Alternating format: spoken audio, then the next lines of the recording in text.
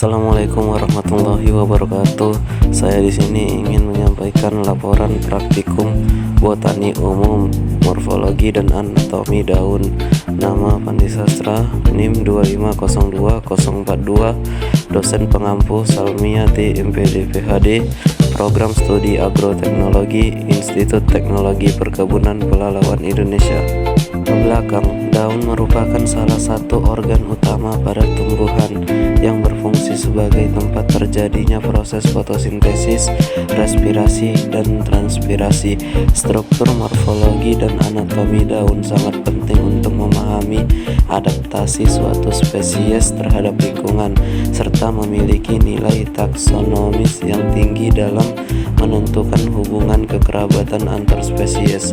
Kajian mengenai anatomi daun memungkinkan peneliti mengidentifikasi ciri-ciri mikroskopis seperti bentuk epidermis, tipis stomata, trichomata, serta jaringan mesofil yang dapat membedakan satu spesies dari spesies lainnya, yang dikutip dari Zakaria et al. 2002. Tujuan: mengamati morfologi daun, bentuk helaian, ujung tepi, pertulangan, susunan, dan tangkai daun.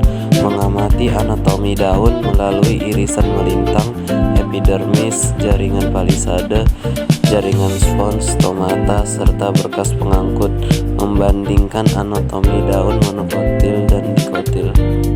Alat dan bahan: alat mikroskop cahaya, kaca objek dan kaca penutup, cutter, pinset dan jarum preparat, pipet tetes, botol semprot, tisu, buku gambar, dan pensil. Bahan: daun sawit, daun mangga, daun lamtoro, daun jagung, daun kacang panjang, safranin, fast green, dan aquades. Langkah kerja: A. Pengamatan morfologi daun. 1. Ambil daun monokotil dan dikotil. 2. Amati bentuk helaian, ujung, pangkal, tepi, pertulangan, dan letak daun pada batang. 3. Catat dan gambar perbedaan morfologi daun monokotil dan dikotil. B. Pengamatan anatomi daun. 1. Buat irisan melintang tipis pada daun monokotil dan dikotil menggunakan cutter. 2. Letakkan irisan pada kaca objek, tetesi dengan aquades. 3. Tambahkan larutan safranin, tunggu 2 menit, bilas dengan aquades. 4. Tambahkan fast green untuk kontras warna, tutup dengan kaca penutup. 5. Amati di bawah mikroskop dari perbesar kecil ke besar. 6. Identifikasi bagian jaringan, epidermis atas dan bawah, mesofil palisade umumnya pada dikotil berbentuk rapat memanjang, mesofil spons lebih longgar, banyak ruang antar sel, stomata, berkas pengangkut. 8. Buat gambar hasil pengamatan anatomi daun monokotil dan dikotil serta beri keterangan setiap bagian. Inilah langkah-langkah kerjanya.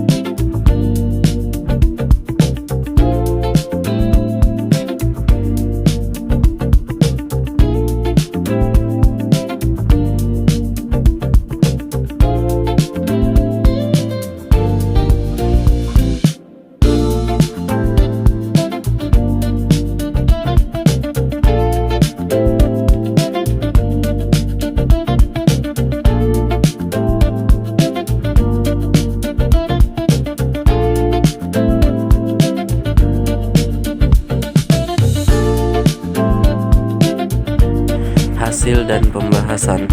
Morfologi daun sawit.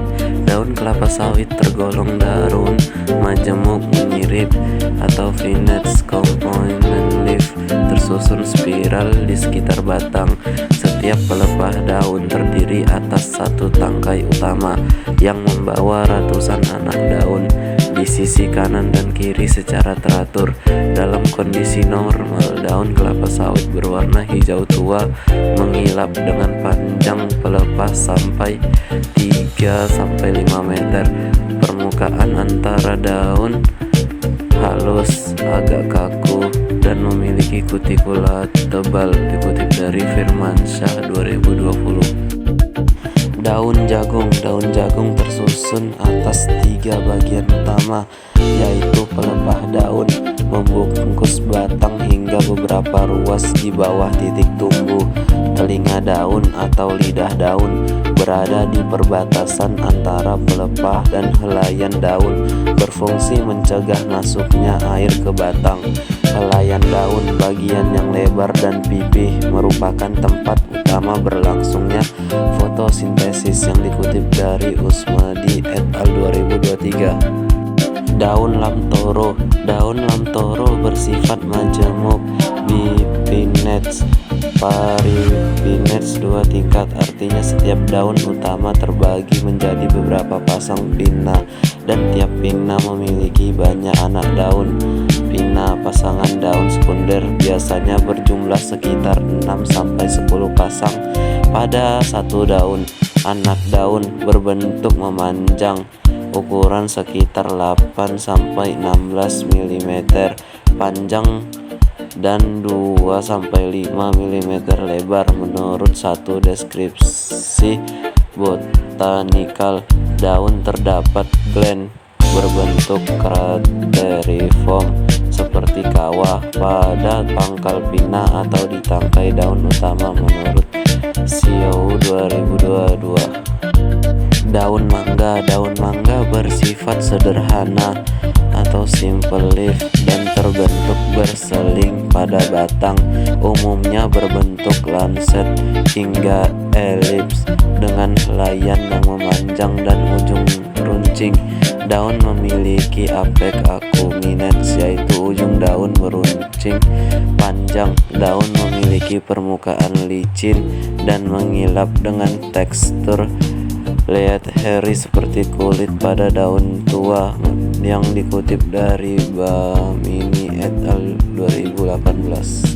Daun kacang panjang termasuk daun majemuk trifoliolat, yaitu terdiri dari 3 helaian, 1 helaian tengah dan 2 helaian samping.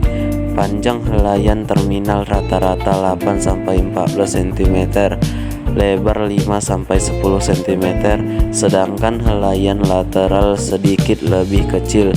Daun memiliki permukaan halus dan mengilap, sedikit berbulu halus pada varietas tertentu. Daun muda berwarna hijau muda, sedangkan daun tua hijau tua keabu-abuan, menurut Lo et al. 2012. Anatomi daun lamtoro. Struktur anatomi daun lamtoro menunjukkan epidermis atas dan bawah tersusun dari satu lapis sel berbentuk persegi panjang, dilapisi kutikula tipis. Mesofil dorsiventral terdiri atas palisade parenkim 1-2 lapis dengan kloroplast padat, jaringan spons yang memiliki ruang antar sel untuk pertukaran gas. Tulangan daun memiliki berkas pengangkut tipe kolateral, xilem di atas, floem di bawah. Terdapat stomata tipe anomositik, tidak memiliki sel tetangga khusus pada epidermis bawah, yang dikutip dari Rohman et al. 2021.